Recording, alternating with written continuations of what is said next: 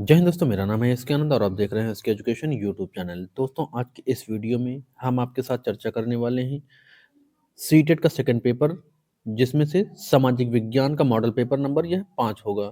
और यह model paper, जैसा कि जितने भी हमने अब तक मॉडल पेपर करवाए हैं, वो पीवाईक्यू क्वेश्चन आधारित करवाए हैं, यानी कि जो आपके प्रीवियस ईयर क्वेश्चन हैं उनके आधारित पर ही मॉडल पेपर हम बनाते हैं, जिससे आपको जो फाइनल एग्जाम देने जाएंगे वहां पर एज इट इज प्रश्न मिल सकते हैं। ठीक है, आप सभी को पता ही है कि हर साल जो आपका सीटेट का एग्जाम होता है वहां पर पीवाईक्यू क्वेश्चन हमेशा लगभग रिपीट होते रहते हैं। तो चलिए वीडियो बढ़ते आगे और देखते हैं सामाजिक विज्ञान का मॉडल पेपर 5। और साथ ही हम आपको बताते चलें कि अन्य सब्जेक्ट के मॉडल पेपर चैनल पर अपडेटेड हैं, जाकर आप देख सकते हैं और अपना जो है अनुमान लगा सकते हैं कि अपनी तैयारी का आकलन कर सकते हैं। तो चलिए वीडियो बढ़ते हैं आगे और देखते हैं आज का है मॉडल पेपर नंबर 5। तो देखिए फ्रेंड्स, ये है सीटेट का मॉडल पेपर 5 एसएसटी का। ठीक है, यहाँ पर कुल कितने प्रश्न होते हैं? तो एसएसटी हो चाहे आपका मैथ साइंस हो, दोनों में 60-60 प्रश्न पूछे जाते हैं। ठीक है, यहाँ पर हमने पहले भाग में लिया है हिस्ट्री यानी कि इतिहास के प्रश्न। उसके बाद आपका भाग 2 में भूगोल के, और भाग 3 में आपके सिविक्स और पॉलिटी के, और भाग 4 में आपकी पेडागोजी का कंटेंट हम लेते हैं। ठीक है, तो यहाँ पर पहला क्वेश्चन है हिस्ट्री से संबंधित। क्वेश्चन कह रहा है कि भीमबेटका किस किसके लिए प्रसिद्ध है? ठीक है, तो भीमबेटका किसके लिए प्रसिद्ध है? ऑप्शन ए कह रहा है कि बौद्ध प्रतिमाओं के लिए, यानी कि गौतम बुद्ध की प्रतिमाओं के लिए। या फिर ऑप्शन बी कह रहा है गुफा शैल चित्रों के लिए।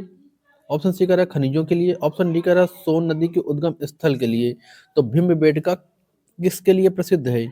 तो ध्यान दीजिएगा, भीमबेटका सबसे पहले जानिए है कहाँ पर। तो भीमबेटका बेटा कहाँ पर है? एमपी में है, यानी कि आपका मध्य प्रदेश में है। कहाँ पर है? मध्य प्रदेश यानी कि एमपी। ठीक है, यह अपने प्रागैतिहासिक शैल चित्रों के लिए प्रसिद्ध है, यानी कि ऑप्शन बी यहाँ पर आपका करेक्ट हो जाएगा। गुफा जो है किसके लिए प्रसिद्ध है? भीमबेटका शैल चित्रों के लिए। कहाँ पर है भीमबेटका? तो एमपी में है। ठीक है, नेक्स्ट क्वेश्चन है क्वेश्चन नंबर 2 कह रहा है निम्नलिखित में से कौन सा हड़प्पा सभ्यता स्थल गुजरात में स्थित नहीं है? तो जो हड़प्पा स्थल है ये गुजरात में, इसमें से कौन सा स्थित नहीं है इन चारों में से? तो क्या लोथल स्थित नहीं है, धौलावीरा स्थित नहीं है, सुरु कोटदा या फिर कालीबंगा? तो कौन सा स्थल इसमें से हड़प्पा गुजरात में स्थित नहीं है? तो इसका सही जवाब हो जाएगा बच्चा ऑप्शन डी कालीबंगा। जो कालीबंगा है यह राजस्थान के हनुमानगढ़ जिले में है। ठीक है, जबकि लोथल, धौलावीरा और सुदर कोटदा ये गुजरात के हैं। ठीक है, तो ये तीनों जो हैं आपके, ये तीनों गुजरात के हैं। लेकिन जो आपका चौथा विकल्प है ये आपका कालीबंगा कालीबंगा राजस्थान का है। ठीक है, अगला प्रश्न है क्वेश्चन नंबर 3 कह रहा है ऋग्वेद में विष शब्द का प्रयोग किसके लिए किया जाता है? तो ऋग्वेद में जो विष का प्रयोग शब्द का प्रयोग किया गया है ये किसके लिए किया गया है? ठीक है, तो ऑप्शन ए कह रहा है राजा के लिए। ऑप्शन बी कह रहा है पुरोहितों के लिए। ऑप्शन सी कह रहा है जन जन के लिए, साधारण लोगों के लिए। ऑप्शन डी कह रहा है दास के लिए। तो यहाँ पर सही जवाब इसका क्या जाएगा बेटा? सही जवाब जाएगा आपका जन साधारण के लिए। विश्व का जो शब्द का प्रयोग हुआ है ऋग्वेद में वो जन साधारण के लिए हुआ है। ठीक है, ये सबसे प्राचीन वेद भी है। ठीक है, ऋग्वेद कौन सा वेद है? सबसे प्राचीन यानी कि सबसे पुराना वेद भी है। और इसमें गंगा और यमुना नदियों का जो है नाम लिया गया है कितने बार? तो एक बार। गंगा का नाम कितने बार है? एक बार। सबसे ज्यादा नाम लिया गया किसका? तो सिंधु नदी का। ठीक है, सबसे पवित्र नदी इसकी कौन सी है? तो सरस्वती नदी है। नेक्स्ट क्वेश्चन है अशोक के अभिलेखों में किस लिपि का सर्वाधिक प्रयोग हुआ है? अशोक के अभिलेखों में किस लिपि का सर्वाधिक प्रयोग हुआ है? देवनागरी का, ब्राह्मी का, खरोष्टी का, फिर यूनानी का? ठीक है, तो देखिए अशोक जो थे अधिकांश अभिलेख यानी अभिलेख लिखवाने का जो जो आपका चलन आया, तो अभिलेख लिखवाना किसने आरंभ किया था? तो आपके अशोक जी ने। अशोक जो शासक रहे हैं इन्होंने अभिलेख लिखवाना स्टार्ट किया था सबसे पहले। ठीक है, सर्वाधिक अभिलेख इन्हीं के आज भी मिलते हैं। तो ये इन्होंने कहा है, क्वेश्चन में पूछा गया है कि इनके जो अभिलेख हैं ये सर्वाधिक किस लिपि में लिखे हुए हैं? तो सही जवाब क्या हो जाएगा? आप लोग कमेंट नहीं कर रहे हैं आंसर। आंसर प्लीज कमेंट करिए। जैसे कि यहाँ की क्वेश्चन नंबर 4 है, तो 4 जो है क्वेश्चन नंबर 4 ABCD जो है तो सीधा वो लिखिए और नीचे कमेंट करिए। ठीक है, जैसे 4 का बी है, 4 का ए है, तो उस चीज को आप कमेंट करते रहिए नीचे। ठीक है, तो यहाँ पर सही जवाब क्या हो जाएगा? सही जवाब हो जाएगा आपका ब्राह्मी लिपि का, ठीक है। ब्राह्मी और प्रकृति भाषा का प्रयोग सर्वाधिक इन्होंने किया है। अगर यहाँ पर प्रकृत भी होता साथ में तो प्रकृत और ब्राह्मी दोनों होता, ठीक है। तो लेकिन यहाँ पर एक ही भाषा दिया है ब्राह्मी, तो ऑप्शन बी आपका करेक्ट हो जाएगा। नेक्स्ट क्वेश्चन है, हर्षचरित के लेखक बाणभट्ट किसके दरबारी थे? अगर आपसे पूछे हर्षचरित के लेखक कौन है तो आप क्या बताएंगे? हर्षचरित के लेखक कौन है? तो ये है बाणभट्ट। कौन है? बाणभट्ट हैं। अब ये किसके दरबारी कवि थे, ये पूछा गया है। तो क्या हर्ष चंद्रगुप्त द्वितीय के थे, हर्षवर्धन के थे, कनिष्क के दरबारी थे, या फिर समुद्रगुप्त के दरबारी थे? तो बेटा जो बाणभट्ट रहे हैं, बाणभट्ट हर्षवर्धन के दरबारी रहे, ठीक है। दरबारी कवि थे। किसके किसके कवि थे? तो ऑप्शन बी यहाँ पर बताएंगे आप, हर्षवर्धन, ठीक है। हर्षवर्धन के दरबारी कवि थे, जिन्होंने उनकी जीवनी हर्षचरित लिखी हुई है, ठीक है। तो जो हर्षचरित किसकी जीवनी है? तो हर्षवर्धन की। हर्षचरित किसकी जीवनी? हर्षवर्धन की। किसके द्वारा लिखी गई है? बाणभट्ट की। और जो बाणभट्ट थे ये हर्षवर्धन के दरबारी कवि थे, ठीक है। नेक्स्ट क्वेश्चन है, दिल्ली सल्तनत की एकमात्र महिला शासिका रजिया सुल्तान किसकी पुत्री थी? तो आपसे यह भी पूछ सकता था कि दिल्ली सल्तनत की एकमात्र महिला शासिका कौन थी? तो कौन थी? रजिया सुल्तान थी। अब यहाँ पर पूछा है किसकी पुत्री थी ये? तो क्या कुतुबुद्दीन ऐबक की थी, इल्तुतमिश की थी, बलबन की थी, या फिर नसरुद्दीन की थी? तो ये रजिया सुल्तान बेटा किसकी पुत्री थी? ये इल्तुतमिश की थी। किसकी? रजिया सुल्तान इल्तुतमिश की बेटी थी, ठीक है। किसकी? इल्तुतमिश, यानी कि ऑप्शन बी सही हो जाएगा यहाँ पर। और इन्होंने जो है 1236 से, कब से, एक मिनट रुकिएगा, 1236 में इन्होंने शासन संभाला और षड्यंत्र के द्वारा 1240 को इनको जो है राजगद्दी से हटा दिया गया, ठीक है। तो 1236 से 40 तक रजिया सुल्तान ने शासन किया, ठीक है, दिल्ली पर।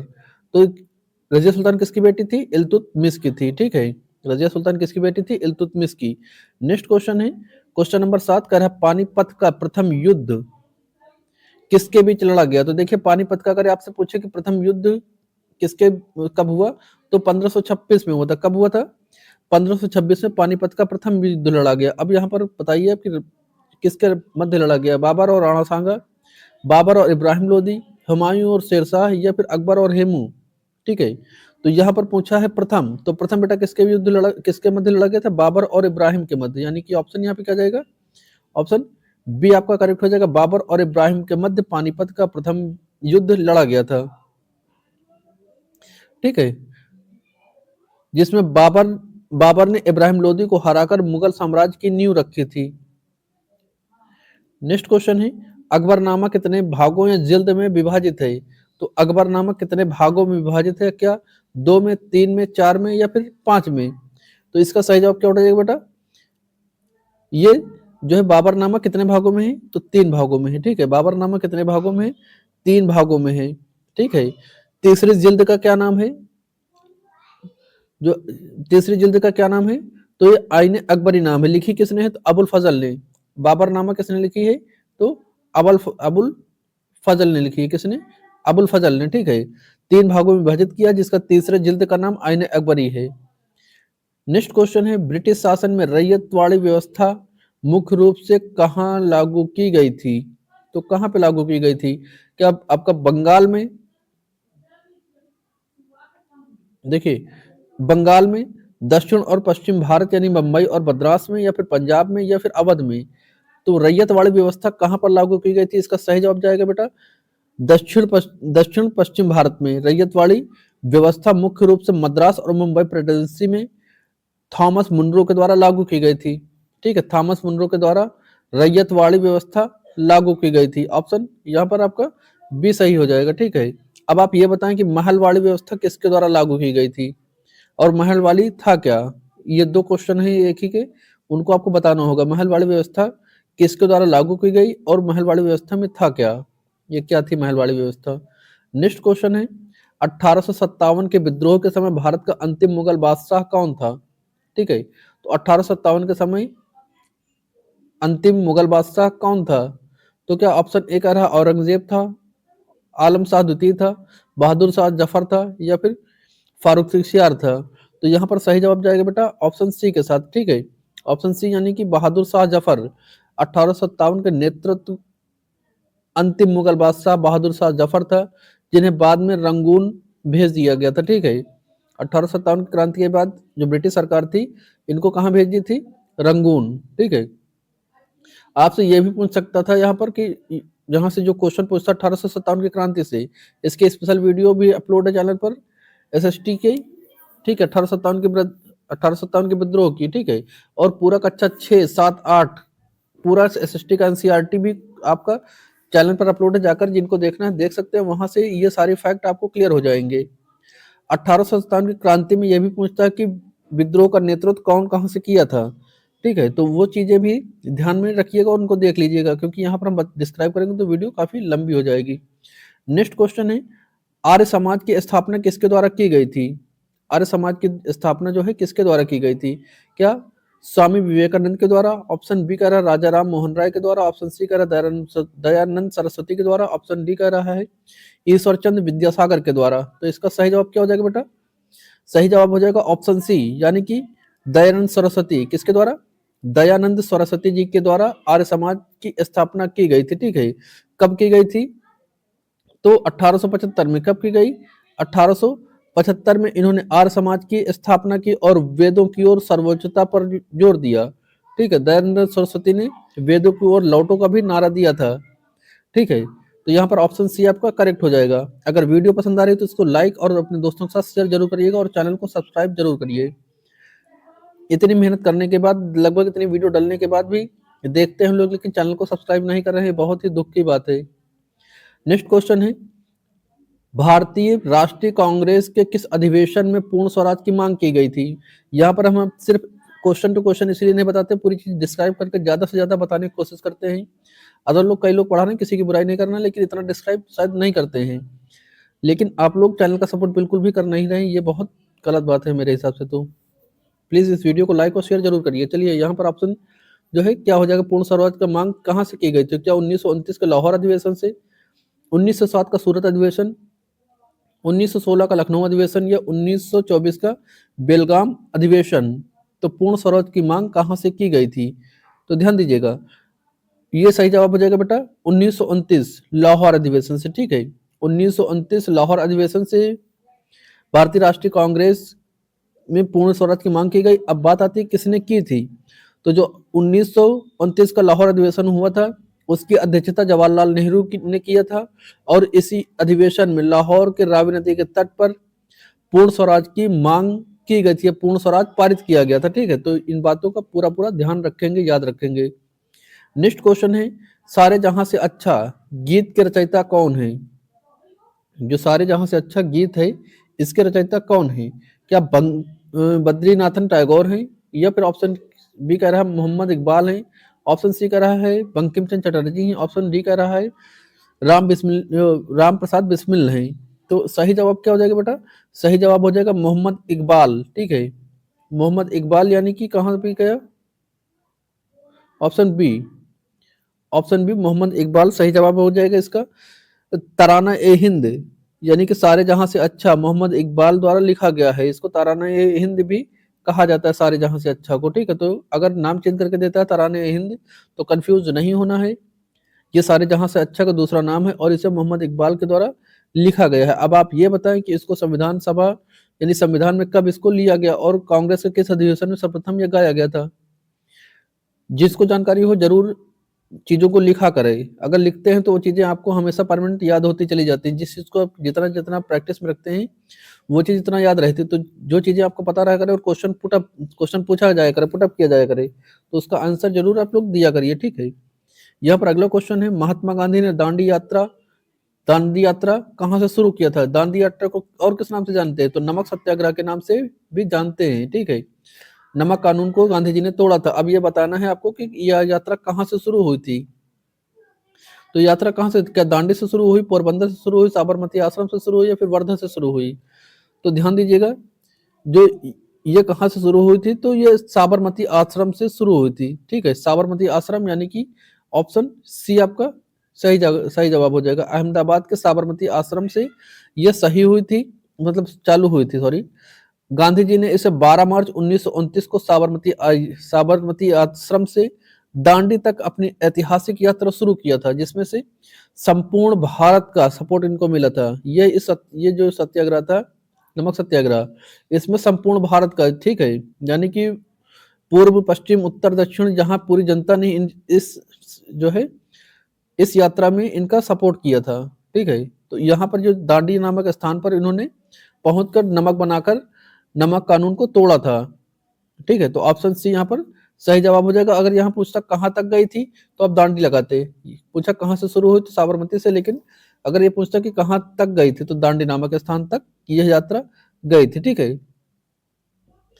अगला क्वेश्चन है, भारत के स्वतंत्रता संग्राम के दौरान सीमांत गांधी किसे कहा जाता है?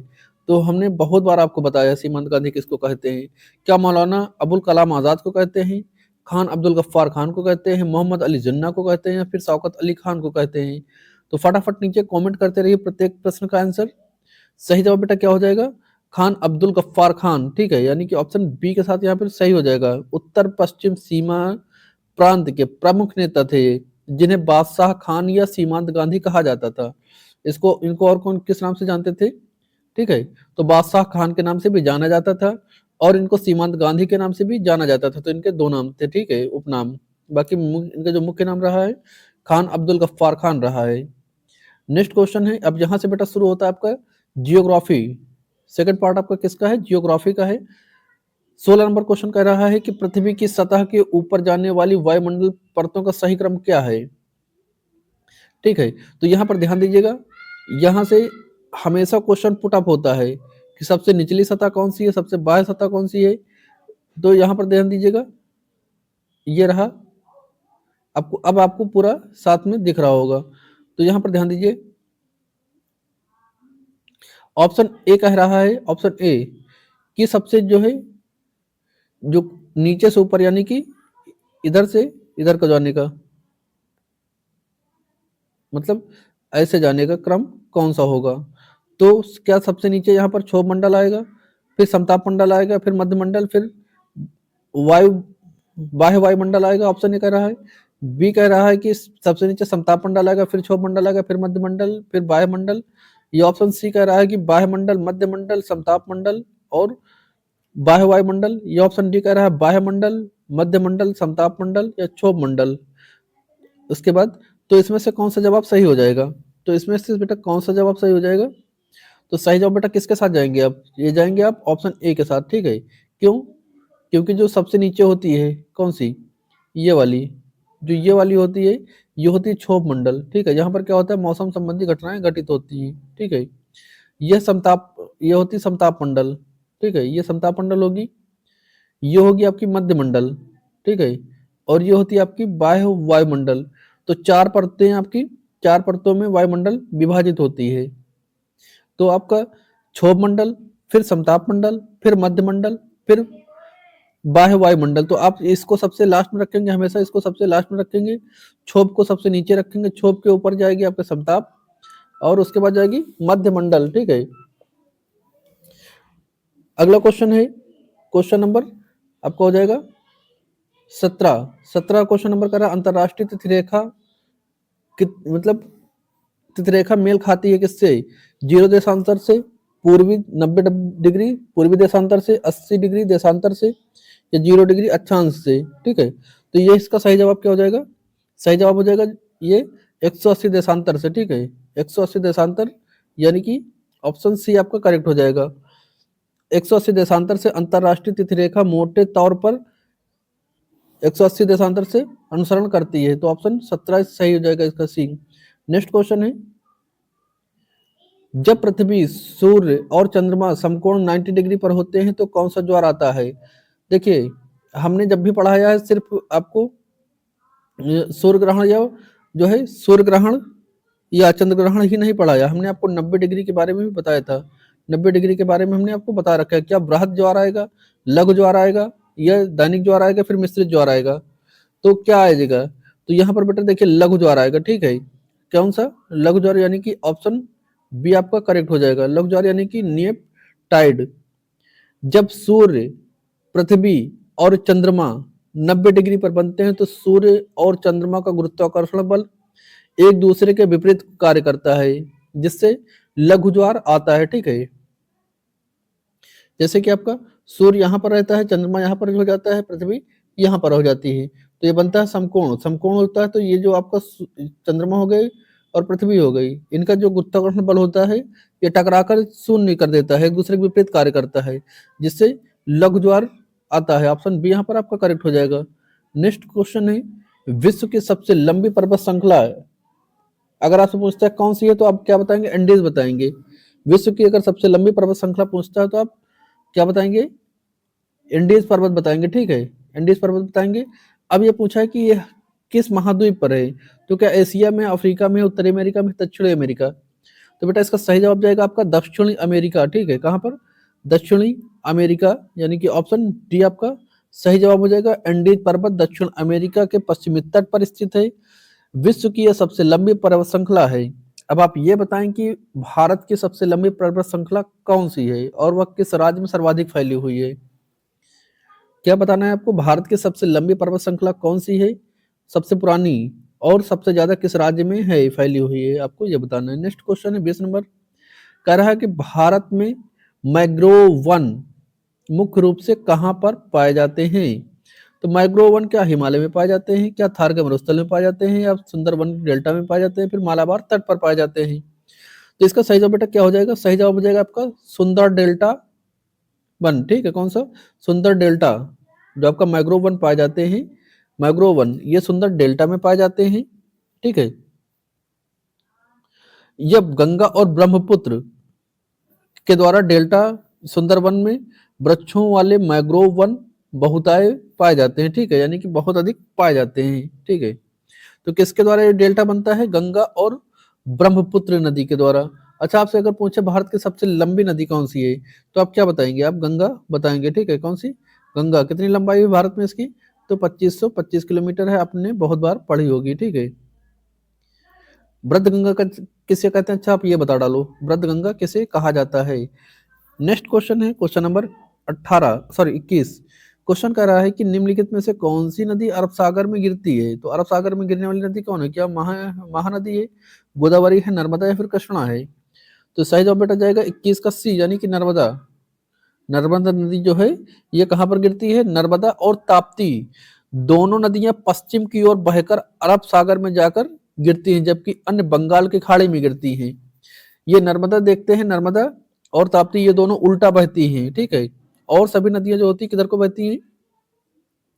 ये सब बाकी सब नदियां पूर्व की तरफ जाती हैं, लेकिन ये पश्चिम की तरफ दोनों नदियां जाती हैं। ये नर्मदा नदी कहाँ पर है? तो इसको आप एमपी में देख सकते हैं, जहाँ पर ओमकारेश्वर का मंदिर है वहां पर इस नदी को देख सकते हैं आप, वहां पर यही नदी है। तो ये हमेशा देखेंगे उल्टी दिशा में बहती है, यानी कि पश्चिम दिशा में बहती है। ठीक है, और यह अरब सागर में जाकर के गिरती है। नेक्स्ट क्वेश्चन बेटा, कोयले का कौन सा प्रकार सबसे उत्तम गुणवत्ता वाला माना जाता है? तो कोयले का कौन सा प्रकार जो उत्तम गुणवत्ता का माना जाता है? क्या पीट है, लिग्नाइट है, बिटुमिनस है, या फिर एंथ्रासाइट है? तो देखिए, जो सबसे उच्च कोटि का कोयला होता है, जिसमें कार्बन की मात्रा सबसे अधिक होती है, वही आपका उच्च कोटि का कोयला होता है। ठीक है, तो इसका सही जवाब हो जाएगा बेटा ऑप्शन डी, एंथ्रासाइट। जो एंथ्रासाइट होता है बेटा कोयला, इसमें कार्बन की मात्रा सबसे अधिक पाई जाती है। ठीक है, कार्बन की मात्रा सबसे अधिक पाई जाती है, इसीलिए ये सबसे उच्च गुणवत्ता वाला कोयला माना जाता है। अगला क्वेश्चन है क्वेश्चन नंबर 23, कह रहा शीत ऋतु में भारत में शीत ऋतु में वर्षा या मावट किस कारण होती है? जो भारत में शीत ऋतु में वर्षा होती है ठंडी में, वो किस कारण से होती है? क्या दक्षिण पश्चिम मानसून से होती है, पश्चिम विक्षोभ से होती है, लौटता हुआ मानसून से होती है, फिर स्थानीय पवनें होती हैं? तो यहाँ पर सही जवाब क्या हो जाएगा? Option B. ऑप्शन बी, यानी कि पश्चिम विक्षोभ के कारण शीत ऋतु में वर्षा होती है। उत्तर भारत में सर्दियों में होने वाले वर्षा भूमध्य सागर से आने वाली पश्चिम विक्षोभ के कारण होती है। ठीक है, तो ऑप्शन बी यहाँ पर करेक्ट हो जाएगा। यहाँ पर लौटता हुआ मानसून नहीं करेंगे। ठीक है, लौटता हुआ मानसून नहीं करेंगे, पश्चिमी विक्षोभ के कारण शीत ऋतु में वर्षा होती है। नेक्स्ट क्वेश्चन है, सहारा का मरुस्थल या सहारा रेगिस्तान किस महाद्वीप में स्थित है? तो क्या एशिया में है, अफ्रीका में है, ऑस्ट्रेलिया में, या फिर दक्षिण अमेरिका में है? तो सहारा का रेगिस्तान यहाँ पर आपसे पूछा गया है, तो किस में सही जवाब हो जाएगा? ये हो जाएगा बेटा अफ्रीका, यानी कि ऑप्शन बी, जो सहारा का मरुस्थल है यह अफ्रीका में है और सबसे बड़ा तथा सबसे गर्म मरुस्थल है। यह उत्तरी अमेरिका में स्थित है। कहाँ पर? अफ्रीका के उत्तरी अमेरिका में स्थित है ये। ठीक है, सहारा का मरुस्थल कहाँ पर है? यह अफ्रीका महाद्वीप में है। और कहाँ पर है, किस देश में है? तो उत्तरी अमेरिका में। ठीक है, सॉरी, उत्तरी अफ्रीका, आपका उत्तरी अफ्रीका है। ऑप्शन बी यहाँ पे करेक्ट हो जाएगा। नेक्स्ट क्वेश्चन है, काफी काफी आसान सवाल है। वायुमंडल में ऑक्सीजन का प्रतिशत लगभग कितना होता है? ठीक है, तो सभी लोग जानते हैं, सभी लोग इसको जरूर कमेंट करेंगे। जो लोग कमेंट नहीं करें सभी लोग कमेंट करेंगे कि 78%, 21%, 0.3% या 0.93%। तो देखिए, जो वायुमंडल में ऑक्सीजन का प्रतिशत होता है ये होता है आपका 21%। ठीक है, कितना? 21%। और सर्वाधिक पूछे तो सर्वाधिक आपका क्या होता है? नाइट्रोजन होता है, ये 78%।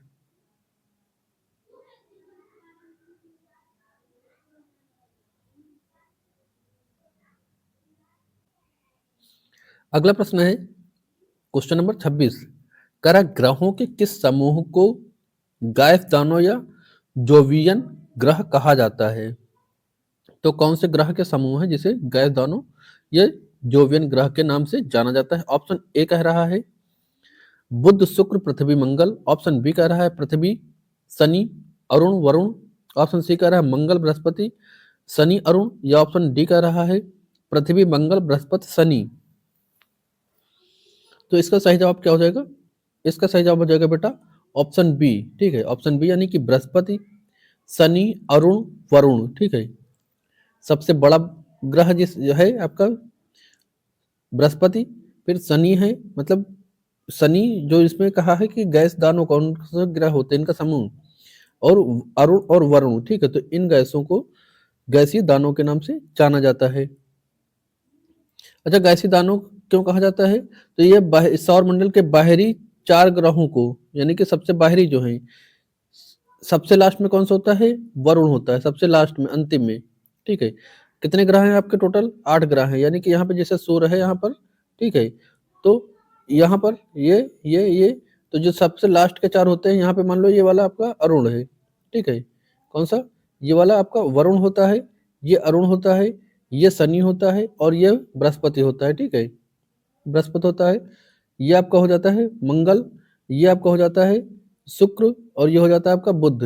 ठीक है, अगर सूर्य का सबसे नजदीक पूछेगा तो किसको बताओगे? बुध को बताओगे, ये बुध होता है। और दूसरे नंबर पे आ जाएगा शुक्र, तीसरे पे मंगल आता है। ठीक है, तो टोटल 7 ग्रह होते हैं आपके। नेक्स्ट क्वेश्चन है कपास, टोटल 8 ग्रह हैं। ठीक है, नेक्स्ट क्वेश्चन है कपास की खेती के लिए सबसे उपयुक्त मिट्टी कौन सी है? तो कपास की खेती के लिए कौन सी होगी बेटा? क्या जड़ोल हो जाएगी, लाल हो जाएगी, काली मिट्टी हो जाएगी, फिर रेगुर हो जाएगी, सॉरी लेटेराइट मिट्टी होगी। तो काली मिट्टी को रेगुर मिट्टी के नाम से भी जाना जाता है। ठीक है, तो यहाँ पर कपास के लिए काली मिट्टी यानी कि रेगुर मिट्टी सर्वाधिक उपयुक्त होती है। काली मिट्टी को रेगुर मिट्टी के नाम से भी जाना जाता है, जो नमी बनाए रखने की क्षमता के कारण कपास के लिए सर्वोच्च सर्वोच्च उपयुक्त मिट्टी होती है। अगला है भारत का कौन सा राज्य चीनी का कटोरा कहलाता है? चीनी का कटोरा कौन सा कहलाता है? तो क्या आपका पंजाब, उत्तर प्रदेश, महाराष्ट्र या बिहार? ठीक है, तो किसको कहा जाता है? तो सही जवाब बेटा हो जाएगा उत्तर प्रदेश। ठीक है, चीनी का कटोरा किसको कहा जाता है? यह उत्तर प्रदेश को कहा जाता है। क्यों? क्योंकि यहाँ पर गन्ने का भी उत्पादन बहुत ज्यादा होता है, गन्ने और गेहूं के उत्पादन में सर्वाधिक आगे आपका उत्तर प्रदेश है। ठीक है, तो चीनी का कटोरा आपका उत्तर प्रदेश कहलाता है। अब आप ये बताएं चावल या धान का कटोरा किसको कहते हैं? नेक्स्ट क्वेश्चन है पाक जल संधि अलग करती है किस किस को, यानी कि किन देशों के बीच में पाक जल संधि है? तो क्या भारत पाकिस्तान के, भारत बांग्लादेश के, भारत श्रीलंका के, फिर भारत और मालदीव के? तो इसका जवाब सारे लोग जल्दी जल्दी कमेंट करेंगे क्योंकि सभी को ये पता है। तो बेटा सही जवाब क्या हो जाएगा? जो पाक जल संधि है, पाक जल संधि या भारत और श्रीलंका के मध्य, किसके मध्य? भारत और श्रीलंका के मध्य पाक जल संधि है, या भारत के तमिलनाडु और श्रीलंका के बीच में स्थित है। ठीक है, तो ऑप्शन यहाँ पर आपका सी करेक्ट हो जाएगा। अगला क्वेश्चन है विश्व जनसंख्या दिवस कब मनाया जाता है? तो विश्व जनसंख्या दिवस कब मनाया जाता है? क्या आपका 5 जून को मनाया जाता है, 11 जुलाई को मनाया जाता है, 1 दिसंबर को मनाया जाता है, फिर 8 मार्च को मनाया जाता है, ठीक है। तो कब मनाया जाता है विश्व जनसंख्या दिवस? अगर आप एक 3 को जानते होंगे तो एक आप निकाल लेंगे। तो विश्व जनसंख्या दिवस बेटा आपका 11 जुलाई को मनाया जाता है। कब मनाया जाता है? 11 जुलाई को। 5 को क्या मनाते हैं? 5 जून को तो विश्व पर्यावरण दिवस मनाते हैं। 1 दिसंबर को विश्व एड्स दिवस मनाते हैं और ये महिला दिवस मनाते हैं 8 मार्च, जो आपका 8 मार्च है, ये विश्व का महिला दिवस मनाया जाता है 8 मार्च को, ठीक है।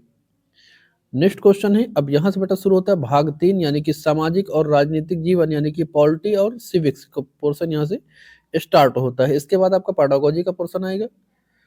यहाँ पर आपका पहला क्वेश्चन कह रहा है भारतीय संविधान का कौन सा भाग मौलिक अधिकार से संबंधित है? तो मौलिक अधिकार का कौन सा भाग संबंधित है? क्या ऑप्शन ए, बी, सी या डी? तो इसका सही जवाब क्या हो जाएगा? इसका सही जवाब क्या हो जाएगा? तो इसका सही जवाब हो जाएगा आपका भाग 3। कौन सा? भाग 3 जो है ये मौलिक अधिकारों से संबंधित है। भाग 3 यानी भारतीय संविधान का भाग 3 जो कि अनुच्छेद 12 से 35 तक चलता है। किससे? 12 से 35 तक, अनुच्छेद 12 से 35 तक भाग 3 में मौलिक अधिकारों का वर्णन मिलता है या मौलिक अधिकारों से संबंधित है, ठीक है। अगर भाग पूछे तो आप बताएंगे भाग 3, अनुच्छेद पूछे तो 1235, 12 से 35 तक, ठीक है। नेक्स्ट क्वेश्चन है लोकसभा में सत्ताधारी दल का नेता आमतौर पर कौन होता है? तो लोकसभा में सत्ताधारी नेता के बारे में यहाँ पर पूछा गया है। तो क्या ये राष्ट्रपति होता है, उपराष्ट्रपति होता है, प्रधानमंत्री होता है, फिर लोकसभा अध्यक्ष होता है? तो लोकसभा के बारे में क्वेश्चन यहाँ पर पूछा गया, तो सही जवाब बेटा क्या हो जाएगा? तो जो संसद व्यवस्था में बहुमत दल का नेता जो होता है वह प्रधानमंत्री कहलाता है, ठीक है। प्रधानमंत्री यानी कि लोकसभा इलेक्शन जो होता है, सभी इलेक्शन जो लड़े जाते हैं, ठीक है, पार्टी की अध्यक्षता में लड़े जाते हैं, ठीक है। किसी पार्टी की अध्यक्षता में लोकसभा इलेक्शन लड़े जाते हैं। प्रत्येक पार्टी जो राष्ट्रीय लेवल पर होती है वो राष्ट्रीय स्तर पर लड़ती है, जो स्टेट लेवल पर होती है स्टेट में लड़ती है। जैसे अभी आपके पीएम कौन है? नरेंद्र मोदी है, तो वो नरेंद्र मोदी पीएम नहीं थे, उनको तो चुना गया है ना, यानी कि बीजेपी के बहुमत दल का नेता इनको चुना गया है। तो जो बहुमत दल है उनको एक अपना जो है एक नेता चुनती है, तो नेता के रूप में प्रधानमंत्री को चुना जाता है। तो ऑप्शन सी यहाँ पर आपका करेक्ट हो जाएगा, ठीक है। नेक्स्ट क्वेश्चन है पंथ निरपेक्षता शब्द संविधान की प्रस्तावना से या प्रस्तावना में संशोधित कर जोड़ा गया है। पंथ निरपेक्षता जो शब्द है ये किस संविधान संशोधन के द्वारा जोड़ा गया? सीधा सा क्वेश्चन आपका ये है। तो कह रहा है कि 42वें अधिवेशन संशोधन 1976, 44वां संशोधन 1978, 61वां संविधान संशोधन 1989 और डी कह रहा है कि 73वां संविधान संशोधन 1992। तो यहाँ पर सही जवाब बेटा क्या जाएगा? 33 का सही जाएगा बेटा जवाब। ये 42वां संविधान संशोधन हो जाएगा 1976, ठीक है। 42वां संशोधन 1976 में समाजवादी, पंथ निरपेक्ष और अखंडता शब्द जोड़े गए हैं, ठीक है। तो आपका ऑप्शन बी यहाँ पर, सॉरी ऑप्शन ए आपका करेक्ट हो जाएगा, ऑप्शन ए। नेक्स्ट क्वेश्चन है भारत में राज्य का राज्यपाल बनने के लिए न्यूनतम आयु कितनी होनी चाहिए? तो राज्यपाल के बारे में यहाँ पर क्वेश्चन पूछा गया है। किसके बारे में? राज्यपाल के बारे में, ठीक है। तो इसकी आयु कितनी होनी चाहिए? क्या ऑप्शन ए कह रहा है 25 वर्ष, ऑप्शन बी कह रहा है 30 वर्ष, ऑप्शन सी कह रहा है 35 वर्ष, ऑप्शन डी कह रहा है 40 वर्ष? तो राज्यपाल की कितनी आयु होनी चाहिए? तो यहाँ पर सही जवाब जाएगा बेटा ऑप्शन सी यानी कि 35 वर्ष। चाहे राज्यपाल पूछे चाहे आपसे पूछे राष्ट्रपति, ठीक है, जैसे यहाँ पर राज्यपाल पूछ रखा है आपका, यहाँ पर राष्ट्रपति भी होता तब भी उसकी आयु जो होगी वो आपका 25 वर्ष होगी, ठीक, सॉरी 35 वर्ष होगी। अगर आपका लोकसभा या विधानसभा का इलेक्शन लड़ना हो तो 25 वर्ष की आयु होना चाहिए। अच्छा, राज्यपाल की नियुक्त कौन करता है? जो किसी राज्य के राज्यपाल होते हैं उसकी नियुक्त कौन करता है? तो कौन करता है बेटा? राष्ट्रपति, ठीक है। कौन कर देगा? राष्ट्रपति के द्वारा राज्यपाल की नियुक्त की जाती है। और राज्यपाल क्या करता है? तो राज्यपाल जो किसी राज्य का प्रथम नागरिक होता है और वह जो उस राज्य का सीएम होगा, सीएम को शपथ कौन दिलाएगा? तो राज्यपाल दिलाएगा, ठीक है। नेक्स्ट क्वेश्चन है कानून के समक्ष जो है समानता, कानून के समक्ष समानता किस अनुच्छेद के अंतर्गत आता है? क्या अनुच्छेद 14, अनुच्छेद 17, अनुच्छेद 19 या अनुच्छेद 21? तो समता का कानून बेटा आएगा आपका ऑप्शन किसके साथ, किसके साथ जाएंगे आप, जल्दी कमेंट करें। तो ये हो जाएगा बेटा अनुच्छेद 14 यानी कि अनुच्छेद 14। यह अनुच्छेद विधि के समझ, समता और विविधियों के समान संरक्षण की गारंटी देता है। ठीक है, तो ऑप्शन ए यहां पर आपका हो जाएगा करेक्ट।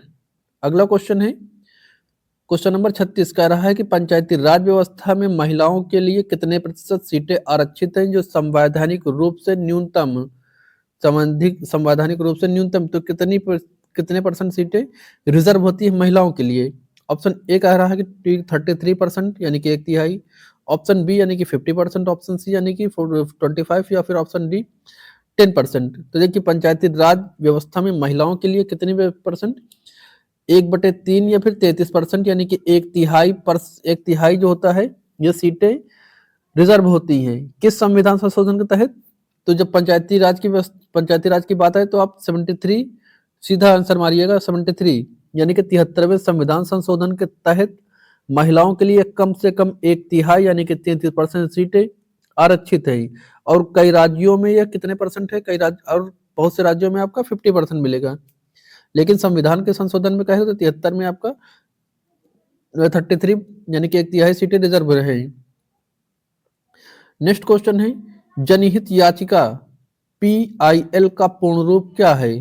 ठीक है, जनहित याचिका होता क्या है, तो हर गरीब तक न्याय पहुंचाना जनहित याचिका का काम होता है। अब यहाँ पर यह काम ना पूछ करके पूछ लिया है PIL का पूर्ण रूप क्या है, तो क्या पब्लिक इंटरेस्ट लिजिस्टियन, या फिर पब्लिक इंक्वायरी लॉ, या फिर पर्सनल इंटरेस्ट लिजिस्टियन, या फिर पीपल्स इंडियन लॉ। तो सही जवाब क्या जाएगा बेटा, इसका सही जवाब जाएगा आपका 37 का ऑप्शन ए। ठीक है, 30A का क्या जाएगा, ऑप्शन ए आपका करेक्ट हो जाएगा। तो आपसे कुछ भी पूछ सकता है, क्वेश्चन वही रहते हैं, बस क्वेश्चन घुमा के पूछता है, क्वेश्चन में क्या पूछेगा ये नहीं किसी को पता होता है। इसीलिए हम जहां तक होता है तो सभी क्वेश्चन के फैक्ट बताने की कोशिश करते हैं कि मतलब उस क्वेश्चन के और कौन कौन से तरह से क्वेश्चन को पूछा जा सकता है घुमा के। ठीक है, तो अगर वीडियो पसंद आ रही तो इसको लाइक व शेयर जरूर करिएगा, जिन्होंने अब तक लाइक नहीं किया लाइक जरूर करेंगे। क्वेश्चन आपकी वीडियो थोड़ा सा जरूर लंबी जा रही है, लेकिन हम पूरा डिस्क्राइब करके बताने की कोशिश कर रहे हैं कि अगर दूसरा क्वेश्चन पूछा जाए तो वो भी आप आसानी से कर सकें। नेक्स्ट क्वेश्चन है राज्यसभा के सदस्य कितने वर्षों के लिए चुने जाते हैं। तो राज्यसभा के सदस्य कितने वर्षों के लिए चुने जाएंगे, 4 वर्ष, 5 वर्ष, 6 वर्ष, या फिर आजीवन। तो यहाँ पर सही जवाब क्या जाएगा बेटा, जो राज्यसभा है यह इकलौता जो है राज्यसभा, इसका कार्यकाल 6 वर्ष होता है। बाकी आपका जो लोकसभा होता है उसका कार्यकाल 5 वर्ष का होता है। ठीक है, राज्यसभा एक स्थायी सदन है, लेकिन इसके सदस्यों का कार्यकाल 6 वर्ष होता है। अगर पूछे राज्यसभा क्या अस्थायी है कि अस्थायी है, तो यह अस्थायी सदन है। इसका जो कार्यकाल है बेटा उसमें सदस्यों का कार्यकाल 6 वर्ष का होता है। नेक्स्ट है भारत का सर्वोच्च विधि अधिकारी यानी कि हाईएस्ट लॉ ऑफिसर कौन होता है। तो क्या भारत का मुख्य न्यायाधीश होगा, वित्त मंत्री होगा, महान्यायवादी होगा, या फिर सॉलिसिटर जनरल होगा। तो यहाँ पर बेटा सही जवाब क्या जाएगा, सही जवाब जाएगा आपका महान्यायवादी। ठीक है, महान्यायवादी यानी कि आपका ऑप्शन सी यहां पर हो जाएगा। अटॉर्नी जनरल यानी महान्यायवादी आपका सबसे सर्वोच्च विधि अधिकारी होता है। इस बात का ध्यान रखेंगे, भारत के अटॉर्नी जनरल या महान्यायवादी देश के सर्वोच्च विधि अधिकारी होते हैं। इनको अटॉर्नी जनरल भी कहा जाता है, तो इस बात का भी ध्यान रखेंगे, याद रखेंगे। नेक्स्ट है संविधान का अनुच्छेद 21 किससे संबंधित हो। काफी आसान क्वेश्चन फिर से यहाँ पर आ चुका है। जो 21A है ये किससे संबंधित है, स्वास्थ्य का अधिकार, सूचना का अधिकार, शिक्षा का अधिकार, या फिर निजता का अधिकार। तो सही जवाब क्या हो जाएगा, सही जवाब हो जाएगा शिक्षा का अधिकार अधिनियम अनुच्छेद 21A में है। ठीक है, 21A में है शिक्षा का अधिकार जो आया ये 86वें संशोधन। ठीक है, 86 जो संशोधन था ये इसमें आया, और ये आया कब, तो 2002 में आया। ठीक है, 2002 में आया, ये 2002 में लाया गया, जिसमें 6 से 14 वर्ष के बच्चों के लिए मौलिक 6 से 14 वर्ष के लिए निःशुल्क एवं अनिवार्य शिक्षा का प्रावधान है। ठीक है, तो ऑप्शन सी यहाँ पर आपका करेक्ट हो जाएगा। नेक्स्ट क्वेश्चन है घरेलू हिंसा में या घरेलू हिंसा से महिला संरक्षण अधिनियम कब प्रभाव में आया। तो कब प्रभाव में आया, क्या ऑप्शन ए कर 2005 में, 2006 में, 2004, 2002। तो महिला संरक्षण जो आया ये बेटा आया 2005 में। कब आया? 2005 में आया, ठीक है। सॉरी 2005 में नहीं आया, 2006 में आया। एक मिनट, सॉरी, ये 2006 में आया था। महिला जो आया था, घरेलू हिंसा से महिला संरक्षण अधिनियम कब आया? तो 2006 में आया। यह अधिनियम 2005 में पारित हुआ, लेकिन जो आपका लागू कब हुआ? तो लागू हुआ आपका 2006 में 26 अक्टूबर, ठीक है। 26 अक्टूबर में यह लागू हुआ। यह प्रभाव में यहाँ पे लिखा है ना, तो इसलिए मुझसे गलती हुई कि प्रभाव में था। अधिनियम बना कब? तो बना था आपका 2005 में ही, लेकिन लागू कब हुआ? तो 26 अक्टूबर 2006 को ये प्रभावी रूप से लागू हुआ, ठीक है। तो अगर आपसे पूछे कि बना कब ये पारित कब हुआ, तो 2005 लगाएंगे, लेकिन प्रभाव में कब आया, लागू कब हुआ? तो 2006 में लागू हुआ, ठीक है। अगर आपसे पूछता कि एक क्वेश्चन और यहां से बनता है इस तरह से, दूसरा है ये सूचना का अधिकार अधिनियम कब आया? तो सूचना का अधिकार अधिनियम आप 2005 लगाएंगे, ठीक है। आरटीआई जिसको कहते हो, वो 2005 में आया था। नेक्स्ट क्वेश्चन है, लोकतंत्र में मीडिया की भूमिका क्या है? तो लोकतंत्र में मीडिया की भूमिका जो है वह क्या है? तो ऑप्शन ए कह रहा है कि सरकार का पक्ष लेना, ऑप्शन बी कह रहा है केवल मनोरंजन करना, ऑप्शन सी कह रहा है सूचना देना और सरकार की जवाबदेही तय करना है, फिर ऑप्शन डी कह रहा है व्यापार बढ़ाना, ठीक है। तो मीडिया की भूमिका क्या है लोकतंत्र में? या तो क्या हो जाएगा यहाँ पे? यहाँ पर बेटा हो जाएगा आपका, सबको पता होगा, ऑप्शन सी यहाँ पर सही जवाब जाएगा। सूचना देना और सरकार की जवाबदेही तय करना मीडिया का काम होता है, और मीडिया लोकतंत्र का चौथा स्तंभ या चौथा खंभा भी माना जाता है। लेकिन वर्तमान मीडिया की स्थिति आप लोग अभी जान रहे हैं, चाटुकारिता के नाम पर चल रही है, ठीक है। फिलहाल आगे कुछ ना बोलते हो, क्वेश्चन के आगे तरफ बढ़ते हैं। क्वेश्चन नंबर है 43, बंदी प्रत्यक्षीकरण रिट का शाब्दिक अर्थ क्या है? बंदी प्रत्यक्षीकरण रिट का शाब्दिक अर्थ क्या है? क्या हम आदेश देते हैं कि, ऑप्शन बी शरीर को प्रस्तुत किया जाए, ऑप्शन सी मना करना, या फिर ऑप्शन डी प्रमाणित करना। तो यहाँ पर सही जवाब बेटा जाएगा किसके साथ? ऑप्शन बी के साथ, शरीर को प्रस्तुत किया जाए, ठीक है। यानी कि इसका अर्थ है कि हिरासत में लिए गए व्यक्ति को कोर्ट के सामने 24 आवर्स यानी 24 घंटे के अंदर जो है ये प्रस्तुत किया जाए। ऑप्शन बी यहाँ पर आपका करेक्ट जवाब हो जाएगा, ठीक है। अगला क्वेश्चन है, भारत में मतदाता आयु 21 वर्ष से घटाकर 18 वर्ष किस संशोधन के द्वारा किया गया? यानी कि जो पहले आपको वोट देने का, मत देने का अधिकार था, ये किस वर्ष में प्राप्त होता था? तो 21 साल में, ठीक है, 21 साल में प्राप्त होता था। लेकिन वर्तमान में कितना कर दिया गया, इसे 18 वर्ष कर दिया गया है। तो ये पूछा किस संविधान संशोधन के द्वारा किया गया था? तो क्या आपका ऑप्शन ए कह रहा 42, 44, 61 या 73? तो यहाँ पर क्या सही जवाब हो जाएगा? तो यहाँ पर हो जाएगा बेटा 61, ठीक है। 61 संविधान संशोधन के द्वारा किया गया, ठीक है। तो ऑप्शन सी यहाँ पर सही जवाब हो जाएगा 61। ये आया कब था? तो ये आया था 1979 में। कब? 1979 में 61वें संविधान संशोधन के तहत मतदान की आयु 21 वर्ष से घटा करके 18 वर्ष कर दी गई। और यह कैसा अधिकार है? तो यह एक संवैधानिक अधिकार है। मत देने का कैसा अधिकार है? तो आपका संवैधानिक अधिकार है मत, यानी कि वोटिंग करने का या मत डालने का, ठीक है। तो चलते हैं नेक्स्ट क्वेश्चन की तरफ। कह रहा है कि सरकार के 3 अंग कौन कौन से हैं? सरकार के 3 अंग कौन कौन से हैं? तो क्या आपका विधायिका, कार्यपालिका, मीडिया, या फिर विधायिका, कार्यपालिका, न्यायपालिका, या फिर केंद्र, राज्य, स्थानीय निकाय, या फिर लोकसभा, राज्यसभा, राष्ट्रपति? तो यहाँ पर सही जवाब बेटा क्या जाएगा? ऑप्शन डी की तरफ आप जाएंगे। सॉरी, सरकार के 3 अंग पूछा है ना, हाँ, सरकार के 3 अंग आप ऑप्शन बी की तरफ जाएंगे। सरकार के 3 अंग कौन कौन से हैं? विधायिका, कार्यपालिका और न्यायपालिका, ठीक है। ये सरकार के प्रमुख 3 अंग हैं जो शक्तियों के पृथक्करण पर कार्य करते हैं। तो option B is a correct answer. बेटा अब यहाँ से शुरू होता है आपका पार्ट 4th, ठीक है। यानी कि चौथा भाग, यहाँ से पेडागोजी आपकी स्टार्ट होती है। 15 आपके हिस्ट्री के क्वेश्चन हो गए, 15 जियोग्राफी के, 15 आपका सिविक्स पॉलिटी के, और अब यहाँ से 15 क्वेश्चन हम लेंगे आपके शिक्षा शास्त्र के। वीडियो थोड़ा सा लंबी हो रही है, लेकिन आप देख रहे हैं कि अगर इतना नहीं बताएंगे तो शायद चीजें पूरा नहीं हो पाएंगी। यानी कि हमारा मकसद ये होता है कि क्वेश्चन को रटा रटाए नहीं, क्वेश्चन को आप समझें और उस क्वेश्चन पर आधारित अन्य कौन कौन से पॉइंट बन रहे हैं जिससे क्वेश्चन पुट अप हो सकता है, तो उन चीजों को भी आप जानिए। ठीक है, तो अगर अभी तक किसी ने वीडियो को लाइक नहीं किया तो प्लीज लाइक करिए और चैनल को सब्सक्राइब जरूर करिए। ठीक है, तो यहाँ पर पहला क्वेश्चन है, करा सामाजिक विज्ञान शिक्षण में सहकारी अधिगम क्या, सहकारी अधिगम का उद्देश्य क्या होता है, यानी कि कोऑपरेटिव लर्निंग का उद्देश्य क्या होता है। ऑप्शन ए कह रहा है छात्रों में व्यक्तिगत स्पर्धा बढ़ाना। ऑप्शन बी कह रहा है छात्रों को सामूहिक रूप से कार्य करने और एक दूसरे से सीखने के लिए प्रेरित करना। ऑप्शन सी कह रहा है कि कक्षा में शांति बनाए रखना, या फिर ऑप्शन डी कह रहा है शिक्षा का भार कम करना।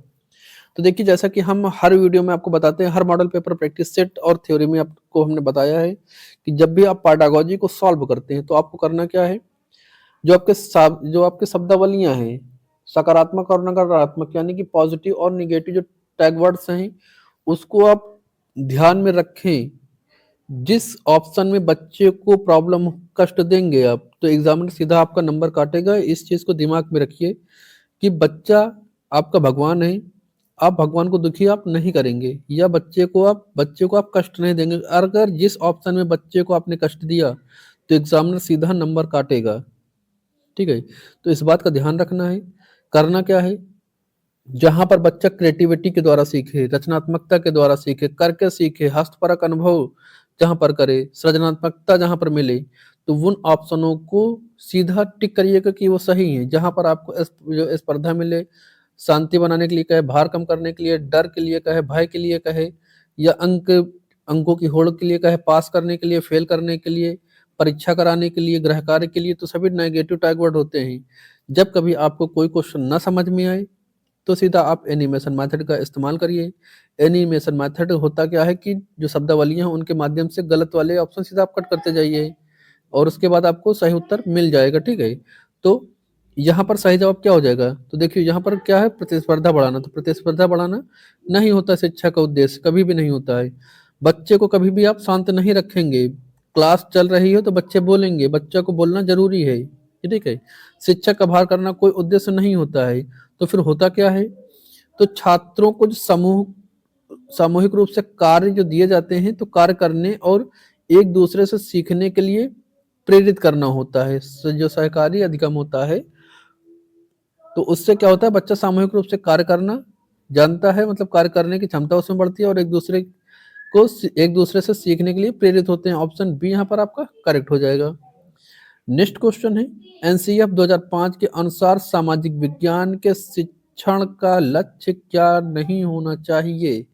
तो जो निगेटिव होगा वो कटेगा, जो सही है वो नहीं कटेगा। तो ऑप्शन ए कह रहा है रटने की क्षमता बढ़ाना। तो देखिए, रटना एक निगेटिव टैग वर्ड, रटना केवल मात्र सिर्फ, ये सभी नेगेटिव टैग वर्ड, इनको आप सीधा कट करेंगे। अगला, सामाजिक मुद्दे पर आकलन की समझ विकसित करना। तो एनसीएफ 2005 सीधा यही कहता है कि बच्चों की सृजनात्मकता है, फिर उसमें समझ विकसित करना। तो ऑप्शन बी आपका करेक्ट हो जाएगा। अगला सी कह रहा है कि मानवीय गुणों का विकास, तो मानवीय गुणों का विकास करना नहीं होता है। ठीक है,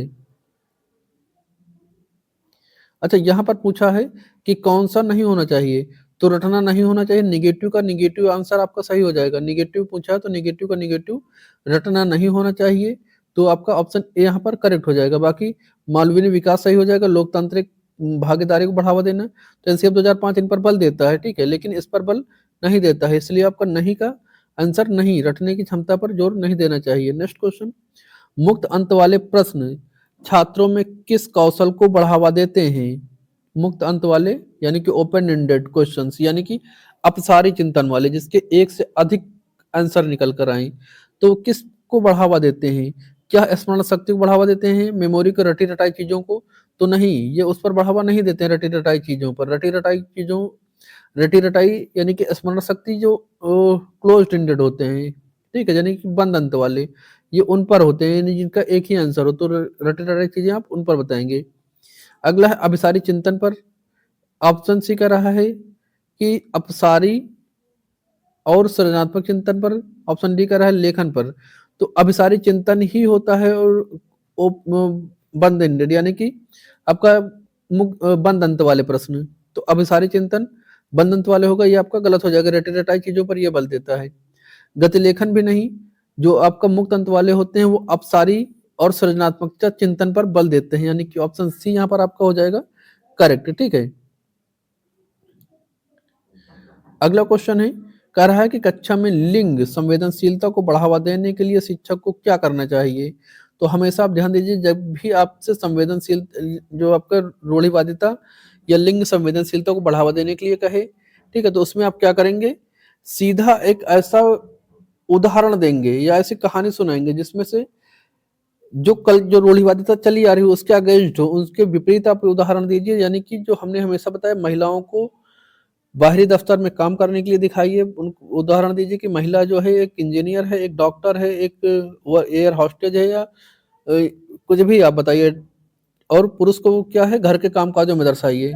तो इससे लिंग विभेदन खत्म होता है। ठीक है, तो यहाँ पर ऑप्शन ए कह रहा है लड़कों और लड़कियों के अलग अलग नियम बनाना, तो अलग अलग नियम आप कभी नहीं बनाएंगे लिंग संवेदनशीलता में। रूढ़िवादी अवधारणाओं को चुनौती देने वाले उदाहरण प्रस्तुत करना, तो ऑप्शन बी बेटा यहाँ पर आपका सही हो जाएगा। जैसे कि हमने आपको बताया था कि रूढ़िवादी अवधारणाओं को चुनौती देने वाले उदाहरण आप प्रस्तुत करेंगे, जिसमें से महिला को बाहरी कामकाज के लिए दर्शाएंगे और पुरुष को घर के काम के लिए। ऑप्शन सी का लड़कियों, केवल लड़कियों को प्रोत्साहित करना, तो केवल लड़कियों को नहीं, लड़कों को भी प्रोत्साहित करना होगा। ऑप्शन डी कह रहा है इस पर चर्चा करने से बचना चाहिए, तो चर्चा करने से बचना नहीं चाहिए, इस पर चर्चा करनी चाहिए, डिबेट रखनी चाहिए, चर्चा करनी चाहिए बच्चों के साथ। ठीक है, तो आपका ऑप्शन बी यहाँ पर आपका करेक्ट हो जाएगा। ठीक है, नेक्स्ट क्वेश्चन है, क्षेत्र भ्रमण यानी कि फील्ड ट्रिप सामाजिक विज्ञान में क्यों महत्वपूर्ण है। तो ऑप्शन ए कह रहा है यह छात्रों को कक्षा से बाहर निकालता है, तो छात्रों को बाहर नहीं निकालता है। ऑप्शन बी कह रहा है यह प्रत्यक्ष अनुभव द्वारा सीखने का अवसर देता है, तो अवसर हमने कहा था अवसर देता है, यानी कि आपको मिल गया आंसर। ऑप्शन अगर आपको मिल गया अवसर, तो ये क्वेश्चन आपका आंसर सही करवा देगा। यह मनोरंजन का साधन है, तो मनोरंजन का साधन यह नहीं है, यह समय बिताने की तरीका नहीं है। यानी कि जो चीजें आपने क्लास में पढ़ी हैं उनका जाकर के प्रत्यक्ष अनुभव प्राप्त करिए। प्रत्यक्ष अनुभव यानी कि क्षेत्र भ्रमण किताबी ज्ञान को वास्तविक दुनिया के अनुभव से जोड़ता है। ऑप्शन बी आपका करेक्ट हो जाएगा। नेक्स्ट क्वेश्चन है, निदान निदानात्मक मूल्यांकन का मुख्य उद्देश्य क्या है। तो निदात्मक जो मूल्यांकन होता है उसका उद्देश्य क्या होता है। क्या छात्रों को ग्रेड देना, तो ग्रेड देना, पास करना, अंक देना नहीं होता है। छात्रों को फेल पास करना नहीं होता है, अभिभावकों को रिपोर्ट भेजना नहीं होता है। यह छात्रों के सीखने की कठिनाई और कमियों की पहचान करना होता है निदान में। ठीक है, निदान में क्या होता है कि जो बच्चा जिन चीजों को सीखने में कठिनाई महसूस कर रहा है, उसको क्या परेशानियां आ रही हैं, उनकी कमियों को पहचानना निदान कहलाता है। ठीक है, और उपचार क्या कहलाता है, इन कठिनाइयों को जब आप जिसमें दूर करते हैं, जो कठिनाइयां आ रही हो इनको जब दूर करेंगे तो वो कहलाएगा उपचारात्मक मूल्यांकन। ठीक है, तो यहाँ पर ऑप्शन बी आपका करेक्ट हो जाएगा। नेक्स्ट क्वेश्चन है, सामाजिक विज्ञान की कक्षा में समाचार पत्र का उपयोग किस लिए किया जा सकता है। तो किस लिए किया जा सकता है, क्या पठन कौशल में सुधारने के लिए, या फिर ऑप्शन बी कह रहा है पाठ्य पुस्तक के ज्ञान को समय समसामयिक घटनाओं को जोड़ने के लिए, ऑप्शन सी कह रहा है कक्षा में समय काटने के लिए, या फिर ऑप्शन डी कह रहा है बच्चों को सॉरी बच्चों को व्यस्त करने रखने के लिए। तो बेटा सही जवाब क्या जाएगा, सही जवाब जाएगा ऑप्शन बी।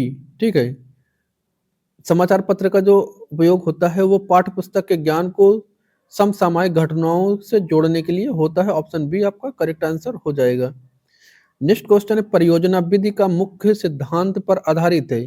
तो जो परियोजना विधि है ये किस सिद्धांत पर आधारित है। तो क्या रट करके सीखने पर, यानी कि लर्निंग बाय डूइंग, या रटकर सीखना, या सुनकर सीखना, देखकर सीखना। तो परियोजना विधि बेटा क्या कहलाती है, परियोजना विधि कहती है कि ये करके सीखने पर, ठीक है, करके सीखने पर यानी लर्निंग बाय डूइंग पर जोर देती है। परियोजना विधि या प्रोजेक्ट विधि जॉन डीवी के विचारों पर आधारित है जो करके सीखने पर जोर देती है। ठीक है, ऑप्शन ए इसका सही जवाब हो जाएगा। न समझ में आया हो क्वेश्चन तो सीधा आप उस बात को याद रखिए जो हमने स्टार्टिंग में बताई थी पेडागोजी में, कि बच्चा खुद करके जो सीखेगा, तो खुद करके सीख सीधा ऑप्शन ए मिल रहा है आपको, सही हो जाएगा। अगला क्वेश्चन है, समावेशी कक्षा क्या चीज, समावेशी कक्षा में सामाजिक विज्ञान शिक्षक की क्या भूमिका होनी चाहिए। तो देखिए, जब भी क्वेश्चन ऐसा कुछ है एनसीएफ 2005 के अनुसार शिक्षक की भूमिका कैसी होनी चाहिए, एनईपी 2020 के अनुसार शिक्षक की भूमिका कैसी होनी चाहिए, तो बस बात एक आप याद रखना कि बच्चा जो बच्चे के साथ सहयोगकर्ता के रूप में ठीक है, जिस जो सहयोग करे, सुगमकर्ता के रूप में यानी कि हेल्प करे। तो इस तरह से टीचर की भूमिका होनी चाहिए, ठीक है, जहाँ पर सहयोग या सहयोग मिले, सहयोगात्मक या फिर आपका ऐसा कुछ शब्द मिले तो वही आपका सही हो जाएगा। तो यहाँ पर क्या है, केवल प्रतिभाशाली बच्चों पर ध्यान देना चाहिए, तो यहाँ पर प्रतिभाशाली पर नहीं ध्यान देंगे। अच्छा, हमने और कुछ बता डाला, एक शिक्षक के बारे में बता डाला, जबकि क्वेश्चन यहाँ पे क्या था, क्वेश्चन था आपका एक समावेशी कक्षा में सामाजिक विज्ञान के शिक्षक की क्या भूमिका होनी चाहिए। जो हमने आपको बताया है अभी, वो एनसीएफ 2005 के अनुसार या एनपी 2020 के अनुसार शिक्षक की क्या भूमिका होनी चाहिए वो बताया था हमने, ठीक है। लेकिन यहाँ पर क्वेश्चन था समावेशी कक्षा में शिक्षक की क्या भूमिका होनी चाहिए। तो देखिए, शिक्षक की भूमिका सभी बच्चों को, जिस तरह से जो बच्चा जिस माध्यम से सीख पा रहा हो, जो टीएलएम के अनुसार सीख पा रहा हो, जो शिक्षण विधियों के अनुसार सीख रहा हो, सबको अलग अलग शिक्षण विधियों के अनुसार, आवश्यकता अनुसार सभी को सिखाने का अवसर प्रदान करेगा, ठीक है। तो केवल प्रतिभाशाली बच्चों पर ध्यान देगा, बिल्कुल नहीं देगा। विविध आवश्यकताओं वाले बच्चों को सीखने के समान अवसर प्रदान करेगा, तो बिल्कुल, यानी कि समावेशी कक्षा होती क्या है, तो जिसमें सभी प्रकार के बालक, ठीक है, प्रतिभाशाली बालक, पिछड़े हुए बालक, सृजनशील बालक और रचनात्मक बालक, ठीक है, जिसमें सब दिव्यांग बालक, जिसमें सभी बालक एक ही स्कूल के, एक ही छत के नीचे, एक ही क्लास में पढ़ रहे हो, तो वो होती है आपकी समावेशी कक्षा। अगर भिन्न भिन्न आवश्यकता वाले बालक होंगे, जैसे दृष्टिबाधित बालक हो जाएंगे, तो उनके टीएलएम अलग होंगे, वो ब्रेन लिप का जो है प्रयोग करके उनको सिखाया जा सकता है, ऑडियोग्राफी के द्वारा सिखाया जा सकता है। जो दृष्टिबाधित होंगे, दृष्टिबाधित को हमने बताया कि आपके ब्रेन लिप और ऑडियो, जो आपको सुनने वाले, श्रवण क्षमता वाले होंगे, उनको दृश्य सामग्री का प्रयोग करना चाहिए, ठीक है। तो जो जिस तरह से सीख पा रहा हो, उनको उस तरह से अवसर प्रदान करना ही सही विकल्प हो जाएगा, ऑप्शन बी। कभी भी बच्चे को आप अलग नहीं करेंगे, पाठ्यक्रम पूरा करने की कोशिश नहीं करेंगे, परीक्षा में पास कराने की कोशिश आप नहीं करेंगे। नेक्स्ट क्वेश्चन है क्वेश्चन नंबर 55 का, आलोचनात्मक चिंतन यानी कि क्रिटिकल थिंकिंग में क्या शामिल है। तो क्या तथ्यों का ज्यों का त्यों स्वीकार करना, तो बिल्कुल नहीं हो सकता, ज्यों का त्यों, तो आपका ऑप्शन गलत हो जाएगा। आलोचनात्मक यानी कि क्रिटिकल थिंकिंग में ये शामिल नहीं होता है। ऑप्शन बी कह रहा है पूर्वग्रहों के बिना तर्क और साक्ष्य के आधार पर विश्लेषण करना, तो बिल्कुल, अगर क्रिटिकल थिंकिंग जिस बच्चे में है, तो पूर्वग्रहों के बिना तर्क और साक्ष्य के आधार पर विश्लेषण करेगा, ठीक है। तो ऑप्शन बी आपका करेक्ट हो जाएगा, केवल शिक्षक की बात मानो, तो केवल शिक्षक की बात नहीं मानेगा क्रिटिकल थिंकिंग वाला बच्चा, पाठ्य पुस्तक को नहीं रटेगा, यानी कि ऑप्शन बी यहाँ पर हो जाएगा आपका करेक्ट, ठीक है। आलोचनात्मक चिंतन का मतलब है कि किसी जानकारी को आंख बंद करके न मानना, बल्कि तर्क और सबूतों के आधार पर उसे परखना, यानी कि ऑप्शन बी आपका करेक्ट जवाब हो जाएगा। नेक्स्ट क्वेश्चन है, सामाजिक विज्ञान में भूमिका निर्वाह विधि किसके लिए उपयोगी है, यानी कि रोल प्ले जो होता है वो किसके लिए होता है, उससे क्या फायदा है। तो क्या ऑप्शन ए कह रहा है ऐतिहासिक घटनाओं और पात्रों के प्रति सहानुभूति विकसित करने के लिए, या फिर ऑप्शन बी कह रहा है मनोरंजन के, केवल मनोरंजन के लिए, तो केवल जहां पर मिला या नेगेटिव टैग ऐसे कट जाएगा। ऑप्शन सी कह रहा है अभिनय सिखाने के लिए, ऑप्शन डी कह रहा है अनुशासन के लिए। तो अनुशासन बिल्कुल नहीं होता, अनुशासन के लिए नहीं होता, ये अभिनय सिखाने के लिए नहीं होता, ऐतिहासिक घटनाओं और पात्रों के प्रति सहानुभूति विकसित करने के लिए, यानी कि ऐतिहासिक घटनाओं को समझने के लिए रोल प्ले किया जाता है। ऑप्शन ए करेक्ट हो जाएगा। नेक्स्ट क्वेश्चन है, कह रहा सतत और व्यापक मूल्यांकन किस पर जोर देता है। तो क्या केवल ये लिखित परीक्षाओं पर देता है, तो यह लिखित पर कभी नहीं देता है, या केवल बौद्धिक पर नहीं देता है, केवल केवल तो वैसे भी देखे दिख रहे हैं, ये सब कटेंगे। तो सीधा इसमें सटीक आंसर निकल कर आ रहा है बच्चे का सर्वांगीण विकास, यानी कि शैक्षिक और सह शैक्षिक। जो सतत और व्यापक मूल्यांकन होता है उसमें शैक्षिक तथा सह शैक्षिक दोनों चीजों का मूल्यांकन किया जाता है, जिसमें से बच्चा जिसका मूल्यांकन करना है वो शामिल होगा, उसका सहपाठी शामिल होंगे और उसका शिक्षक शामिल होगा। तो तीनों लोग के द्वारा सतत और व्यापक मूल्यांकन किया जाता है, ठीक है। अगला क्वेश्चन है 58 कह रहा है कि सामाजिक विज्ञान की पाठ्यपुस्तक में चित्रों का, कार्टून का महत्व क्या है। तो क्या किताबों को आकर्षित बनाना हो, तो नहीं, ये होता है अमूर्त अवधारणाओं को समझने में मदद करता है और चर्चा के लिए प्रेरित करता है। जो देखते हो आप छोटे बच्चों की किताबें जो होती है सामाजिक विज्ञान में, कक्षा 6, 7, 8 की, उनमें चित्र बने होते थे। जैसे मोहम्मद गोरी के बारे में आपने पढ़ा तो उनका चित्र बना होता था, किसी युद्ध का जब दिखाया जाता था तो चित्र बना होता था। अगर आपने ग्रहों के बारे में पढ़ा, सौर मंडल के बारे में पढ़ा है, तो सौर मंडल के सभी ग्रहों में दिखाया जाता है, तो ग्रह दिखाए जाते थे। तो क्यों होता था, क्योंकि जो अमूर्त अवधारणा हो उसको बच्चा आसानी से समझ सके और चर्चा के लिए प्रेरित करना। तो ऑप्शन बी यहाँ पर आपका करेक्ट हो जाएगा, ठीक है। अगला क्वेश्चन है, क्वेश्चन नंबर 59 कह रहा है कि स्रोत विधि यानी कि सोर्स ऑफ मेथड इतिहास शिक्षण में क्यों उपयोगी है। तो देखिए, जब भी ऐसा क्वेश्चन आए तो क्या करेंगे आप, यह छात्रों को इतिहासकारों की तरह सोचना और सच्ची विश्लेषण करना सिखाती है, या फिर इतिहास या कहानी सुनाने का तरीका तो नहीं, सबसे आसान तरीका विधि है नहीं, समय कम लगता है नहीं। तो जो आपकी स्रोत विधि होती है, स्रोत विधि में करते क्या है, स्रोत विधि जैसे पुराने सिक्के हो गए, पत्र हो गए, दस्तावेज हो गए आदि दिखाना और छात्रों के इतिहासकार की तरह विश्लेषण करना सिखाती है। ऑप्शन ए आपका करेक्ट हो जाएगा, ठीक है। नेक्स्ट क्वेश्चन है, कक्षा में एक लोकतांत्रिक वातावरण बनाने के लिए क्या आवश्यक है। तो लोकतांत्रिक वातावरण आप कैसे बनाएंगे, क्या सख्त अनुशासन की जरूरत तो नहीं, शिक्षा का एकाधिकार होना तो एकदम सख्त खिलाफ है एनसीएफ 2005 और एनईपी 2020, ठीक है। तो शिक्षक का एकाधिकार नहीं होगा, पिन ड्रॉप साइलेंस नहीं होगा यानी कि बच्चे चुप नहीं रहेंगे। ऑप्शन सी कह रहा है कि छात्रों को प्रश्न पूछने और अपने विचार व्यक्त करने की स्वतंत्रता, यानी कि लोकतांत्रिक शिक्षा वह होती है जहां पर बच्चे की आवाज सुनी जाए और उन्हें अभिव्यक्ति की आजादी दी जाए। यानी कि बच्चे को अपने अनुभव पर बोलने, अपने अनुभव के आधार पर अपनी मातृभाषा में बच्चा अपने अनुभव को व्यक्त करे, बोले, ठीक है। तो इस चीज की आजादी या स्वतंत्रता देना, ऑप्शन सी आपका करेक्ट जवाब हो जाएगा। अब आप ये बताएं कि आपको ये 60 प्रश्न से आपने कितने सही विकल्प दिए, यानी कि सही जवाब कितने आपने दिए, ठीक है। सही जवाब आपने कितने दिए और आपको वीडियो ये लगी कैसी। इस वीडियो के बारे में आप अपने व्यक्तिगत राय नीचे जरूर कमेंट करेंगे। पसंद आई वीडियो, नहीं आई, अगर नहीं आई तो क्यों, अगर पसंद आई तो क्यों, थोड़ा सा डिस्क्राइब जरूर करिएगा क्यों, क्योंकि वीडियो को बनाने में बहुत मेहनत लगती है। यह मात्र 1 घंटे की वीडियो में वीडियो का टाइम नहीं लगता है। जो भी वीडियो बनाई जाती है उसके पीछे कंटेंट इकट्ठा करना, थंबनेल बनाना और वीडियो अपलोड करना बहुत सारा काम होता है, ठीक है। इस 1 घंटे की वीडियो में कम से कम 3 से 4 5 घंटे की मेहनत लगी हुई है, तब जाके वीडियो कंप्लीट हुई है, ठीक है। तो वीडियो को लाइक और शेयर जरूर करिएगा और वीडियो पसंद आए तो इसको सब्सक्राइब चैनल को जरूर करिएगा, ठीक है। मिलते हैं नेक्स्ट मॉडल पेपर के साथ, तब तक के लिए जय हिंद।